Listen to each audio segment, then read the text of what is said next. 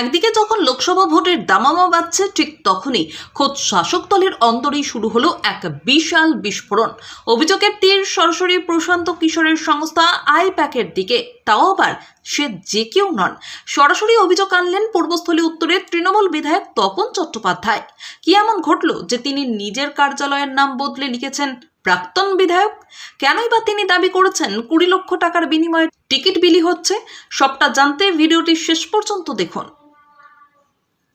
পূর্বস্থলী উত্তরের বিধায়ক তপন চট্টোপাধ্যায়ের অভিযোগ রীতিমতো শোরগোল ফেলে দিয়েছে রাজনৈতিক মহলে।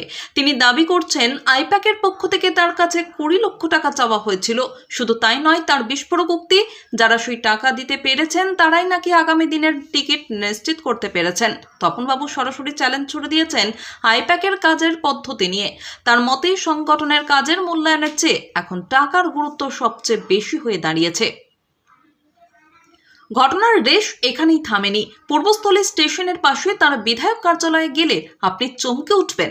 যেখানে লেখা থাকতো আগে তৃণমূল কংগ্রেস কার্যালয়, সেখানে এখন বড় বড় অক্ষরে লেখা রয়েছে প্রাক্তন বিধায়ক। কিন্তু মেয়াদ শেষ হওয়ার আগেই কেন তিনি নিজেকে প্রাক্তন বলছেন? তপন চট্টোপাধ্যায়ের দাবি তার নিরাপত্তা বা সিকিউরিটি হঠাৎ তুলে নেওয়া হয়েছে। একজন সিটিং এমএলএর নিরাপত্তা তুলে নেওয়ার অর্থ হলো তাকে গুরুত্বহীন করে দেওয়া। আর সেই অভিমানে কি তিনি এই সিদ্ধান্ত নিলেন, নাকি এর পিছনে কোনো গভীর রাজনৈতিক সমীকরণ রয়েছে? তপন চট্টোপাধ্যায়ের মতো একজন বর্ষীয়ান নেতার এই বিদ্রোহ তৃণমূলের জন্য যথেষ্ট অস্বস্তির।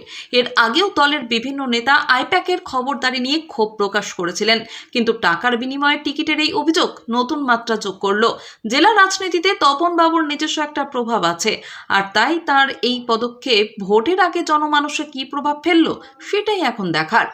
আপনার কি মনে হয়, আইপ্যাক কি সত্যিই দলের রাশ টেনে ধরছে, নাকি অভিযোগের পিছনে রয়েছে অন্য কোনো কারণ? কমেন্ট করে আমাদের জানান। ভিডিওটি ভালো লাগলে লাইক এবং শেয়ার করুন, এবং পশ্চিমবঙ্গের রাজনীতির সমস্ত খবরের আপডেট পেতে আমাদের চ্যানেলটি সাবস্ক্রাইব করে রাখুন। 1998 সালে যারা দলে এসছে তাদের দাম নেই। যারা সিপিএম থেকে এসছে, বিজেপি থেকে এসছে, এবেলা বিজেপি ওবেলা সিপিএম, দেখছেন না, রাজীব ব্যানার্জি, সব্যসাচী, পাত্রটাকে দিলে আমি খুশি হতাম। যাদের লোককে দিয়েছে ভালো, তো খারাপ কি না। আইপ্যাকের যারা এসেছিল তারা কি অনেকে এসে এই কথা বলেছে? অনেকজন আসে, কত অনেক আইপ্যাক। আচ্ছা, আইপ্যাক তো অনেক। সকালবেলা একজন ফোন করে, বিকেলবেলা একজন ফোন করে, সন্ধ্যেবেলা একজন ফোন করে, রাতে একজন ফোন করে, মেলা আইপ্যাক। আপনি কি মনে করছেন যে ওই টাকা দিতে না পারার কারণেই কি আপনার? সেটা বলতে পারবো না।